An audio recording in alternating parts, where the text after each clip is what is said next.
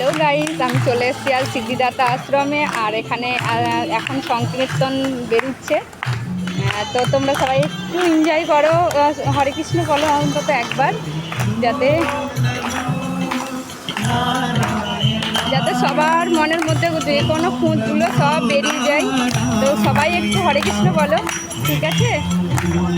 তেনার নাম করলে কিন্তু পয়সা লাগে না।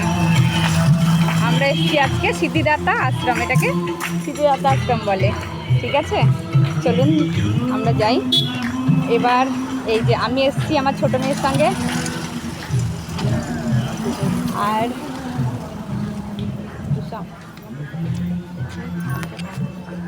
হ্যালো গাইস, তো তোমরা বলো সবাই কেমন আছো? আর অবশ্যই আমার পাশে থাকবে, লাইভটাকে একটু শেয়ার করে দেবে ভিডিওটাকে, ঠিক আছে? আমি যথাযথ চেষ্টা করব ভেতরে কি আছে জানাতে। তো এটা হচ্ছে বাইরের লুকটা, এইটা হচ্ছে মন্দিরের বাইরেটা একদম। এটা একটা এমনি সাইড গেট, এখানে জুতো টুতো রাখে আর কি। তো জুতো পরে তো বাইরে বেরানো যায় না, ওই জন্য জুতোটা আমরা ভেতরেই রাখবো, ঠিক আছে? ঠিক আছে, তাহলে চলো যাওয়া যাক।